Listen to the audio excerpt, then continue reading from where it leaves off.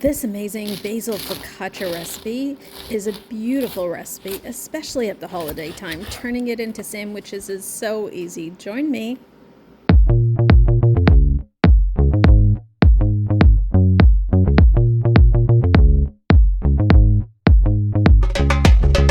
Turning this focaccia recipe into sandwiches for gift boxes is one of the things that I do almost for every holiday season.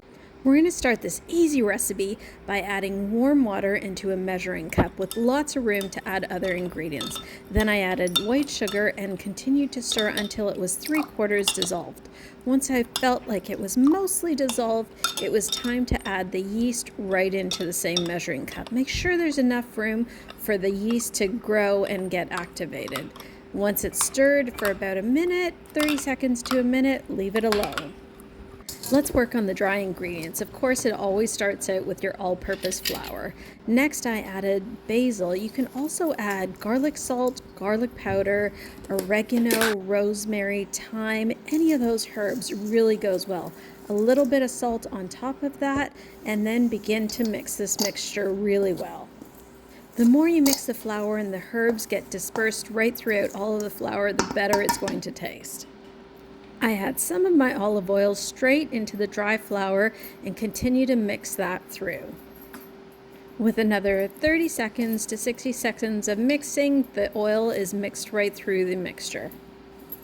By the time you finish with the flour, your yeast should start to look like this. If it doesn't, you might want to check your yeast or the temperature of your water. It might be too warm.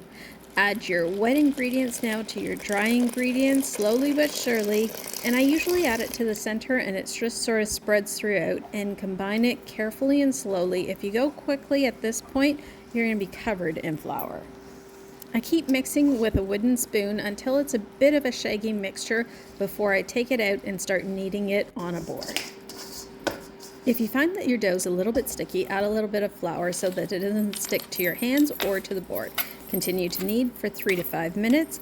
Now it's time to put it back into the bowl. Before you place it back into the bowl, just punch it down, see that it's all even and well combined.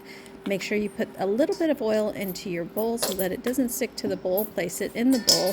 Now you're going to put a little bit more oil on top, cover it, and let it rest for 30 minutes. Oil the pan that you're going to bake it in prior to placing the dough. Focaccia has a penchant for sticking in the nooks and crannies, so I take a silicone brush and make sure I push oil right into all the cracks, crevices, corners. You get what I mean. Now I'm going to pour the dough gently right into the baking pan.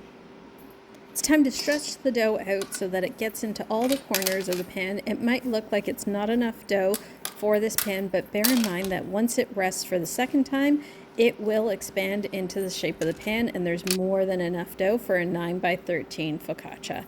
It's time, once you've spread it, it's time to let it rest for another 20 to 30 minutes with a damp cloth.